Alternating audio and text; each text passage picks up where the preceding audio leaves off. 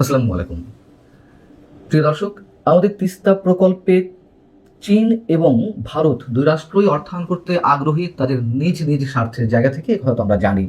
এবং সেই বিষয়টিকে কেন্দ্র করে রীতিমতো দুই রাষ্ট্রের মধ্যে একটা স্নায়ু যুদ্ধ চলছিল। কিন্তু বাংলাদেশকে কে অর্থায়ন করবে এই প্রশ্ন যেমন ছিল, বাংলাদেশ অর্থ নেবে, ঋণ নেবে, এই পর্যন্তই। কিন্তু সেই স্নায়ু যুদ্ধের মধ্যে এখন রীতিমতো বাংলাদেশ পড়ে গেছে, বাংলাদেশ গ্যারাকলে পড়ে গেছে বলে অনেকের কাছে মনে হচ্ছে। কারণটি হচ্ছে, আমাদের প্রধানমন্ত্রী তারেক রহমান যে চীন সফরে গেলেন, সেখানে নানান বিষয়ে কথাবার্তা হবে, আঞ্চলিক নিরাপত্তা থেকে শুরু করে অর্থনৈতিক বিষয়, ঋণ, বিভিন্ন বিষয়ে সমঝোতার স্মারক বা চুক্তি স্বাক্ষরিত হবে। এবং এই বিষয়গুলো তো অনেক আগে থেকেই হোমওয়ার্ক চলছিল আমাদের সরকারের মধ্যে। এবং সেই জায়গা থেকে চীন সফরে যাওয়ার সময় তিস্তা বিষয়টি সুকৌশলে এড়িয়ে যাওয়ারই একটি পরিকল্পনা ছিল আমাদের পক্ষ থেকে, আমাদের সরকারের পক্ষ থেকে। তার একটি উদাহরণ, যে এর মধ্যে মোটামুটি জানা গেছে যে এই প্রকল্পে চীন বা ভারত কারোর অর্থায়নই গ্রহণ করবে না বাংলাদেশ, এমন একটি সিদ্ধান্ত নেওয়া হয়েছে, প্রাথমিক সিদ্ধান্ত। এবং এও জানা গেছে যে একনেকের একটি সভায় তিস্তা প্রকল্প প্রস্তাব তোলার আগে বিস্তারিত সমীক্ষা করা হবে, এই ধরনের কথাবার্তা হয়। এবং তিস্তা প্রকল্পে চীনের অর্থায়নের আগ্রহ থাকলেও তিস্তা মহাপরিকল্পনা বাস্তবায়নে যে অর্থ লাগবে তা বাংলাদেশ সরকার নিজেই করবে। এই যে দুই রাষ্ট্রের স্নায়ুযুদ্ধ, সেখান থেকে দূরে থাকার জন্য এরকম একটি প্রাথমিক সিদ্ধান্তের কথা আমরা জানতে পেরেছি। কিন্তু আমাদের প্রধানমন্ত্রী চীন সফরে গেলে সেখানে নানান বিষয় অবশ্যই তো আলোচনা হয়েছে, আপনারা তো প্রতিনিয়ত জানছেন। সেইখানে সম্ভবত তিস্তা প্রকল্পে অর্থায়নের বিষয়টি অন্যতম মুখ্য বিষয় হয়ে দাঁড়িয়েছে। চীন নাছোড় বান্দা, তারা মোটামুটি এই প্রকল্পে অর্থায়ন করবেই করবে, জোর করে হলেও অর্থ দিতে চায় তারা। সেরকম একটি বক্তব্য উঠে এসেছে চীনের পররাষ্ট্রমন্ত্রীর মুখ থেকে। তিস্তা প্রকল্পে চীনের সম্পৃক্ততা নিয়ে যে ভারতের উদ্বেগ রয়েছে, সে প্রসঙ্গেও তারা জানিয়ে দিচ্ছে যে এক্ষেত্রে তৃতীয় কোনো পক্ষের হস্তক্ষেপ তারা চায় না। শুক্রবার যে নিয়মিত ব্রিফিং ছিল, এবং সম্ভবত তার আগে আমাদের প্রধানমন্ত্রীর সঙ্গে চীনের পররাষ্ট্রমন্ত্রীর বৈঠক হয়, তারপরে তাদের যে নিয়মিত প্রেস ব্রিফিং, সেখানে ভারতের বার্তা সংস্থা press trust of India PTI পক্ষ থেকে প্রশ্ন করা হয়েছিল চীনের পররাষ্ট্রমন্ত্রীর কাছে।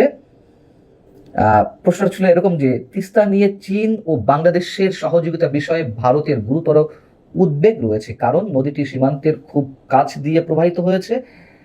আমরা জানি যে এই তিস্তা প্রকল্প যেখানে করা পরিকল্পনা নেওয়া হয়েছে, তার পাশেই ভারতের শিলিগুড়ি করিডোর, যেটাকে চিকেন্স নেক বলা হয়, তারও পাশে ভারতের সেভেন সিস্টার্স।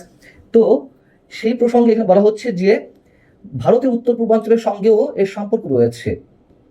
এই ধরনের উদ্বেগকে চীন কিভাবে দেখে? দুই নেতার আলোচনায়, অর্থাৎ আমাদের প্রধানমন্ত্রী তারেক রহমান এবং চীনের প্রধানমন্ত্রী বা পররাষ্ট্রমন্ত্রীর সাথে যে বৈঠক অনুষ্ঠিত হয়েছে, সেখানে এই বিষয়টি উঠেছে কিনা। উত্তরে চীনের পররাষ্ট্র মন্ত্রণালয়ের মুখপাত্র গৌ জিয়াকুন তিনি বলছেন, আমি জোর দিয়ে বলতে চাই, চীন বাংলাদেশ সহযোগিতায় তৃতীয় কোনো পক্ষকে লক্ষ্য করে নয়, বরং এটা তৃতীয় পক্ষের হস্তক্ষেপ মুক্ত থাকা উচিত। অর্থাৎ অন্য কোনো তৃতীয় পক্ষ বা ভারতের হস্তক্ষেপ তারা এ বিষয়ে দেখতে চায় না। প্রশ্ন হচ্ছে যে চীন কেন এত আগ্রহী? এ বিষয়ে অনেক আলোচনা হয়েছে। তারপরে একটু যদি ছোট করে বলি যে ভূ রাজনৈতিক দিক থেকে যে কৌশলটি তারা অবলম্বন করতে চায়, তা হচ্ছে তিস্তা নদীটি যেহেতু ভারতের শিলিগুড়ি করিডোর বা চিকেন স্নেকের কাছে, সেই জায়গা থেকে, অর্থাৎ সংবেদনশীল ভৌগোলিক অবস্থানের জায়গা থেকে তিস্তা প্রকল্পে যুক্ত হতে পারলে চীন আঞ্চলিক ভূ রাজনীতিতে একটা বড় ধরনের সুবিধা তারা নিয়ে নিতে পারবে। এবং তাদের যে ভারতের উপরে নজরদারি করার একটা ইচ্ছে বা টার্গেট, সেটি তারা মোটামুটি অনেকখানি পূরণ করতে পারবে। আরেকটা বিষয় হচ্ছে যে তাদের যে বহুল আলোচিত বেল্ট অ্যান্ড রোড ইনিশিয়েটিভ বা অর্থনৈতিক করিডোর, সেটির সম্প্রসারণ করতে পারবে।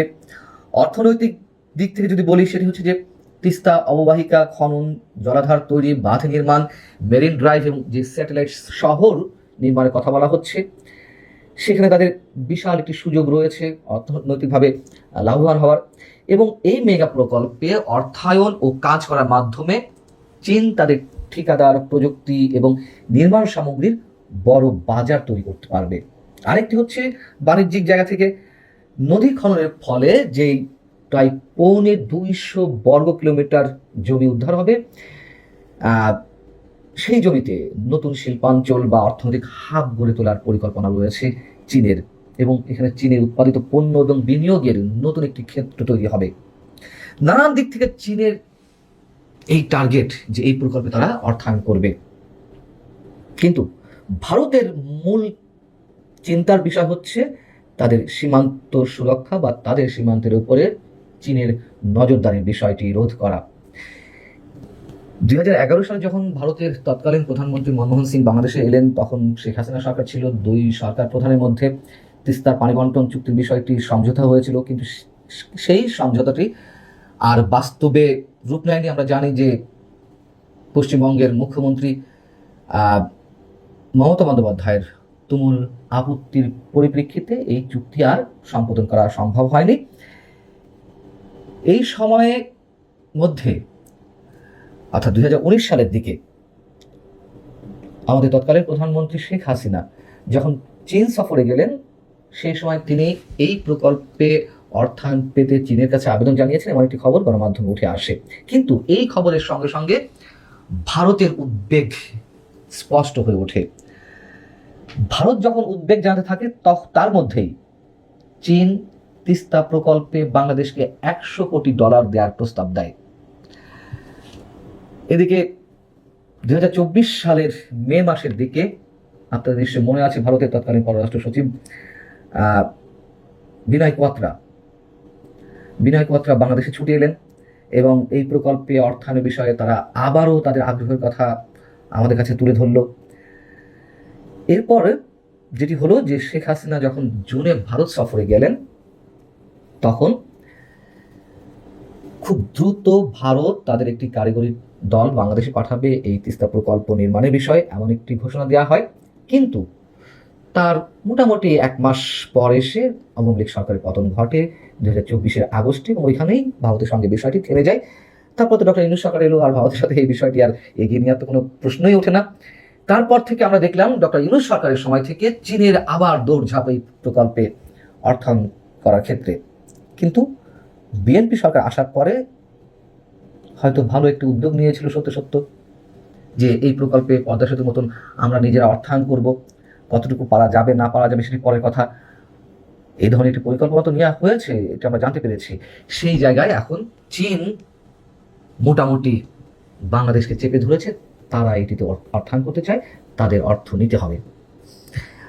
এখন বাংলাদেশ কি করবে? অবশ্যই আমাদের যারা নীতি নির্ধারক রয়েছে, আমাদের কূটনৈতিক দক্ষতা, মানে তাদের কূটনৈতিক দক্ষতা যোগ্যতার ভিত্তিতে আমরা চাইবো নিশ্চয়ই বাংলাদেশের জন্য যেটি ভালো হবে সেই সিদ্ধান্তটি তারা নেবে। ভালো থাকুন সবাই, আল্লাহ হাফেজ।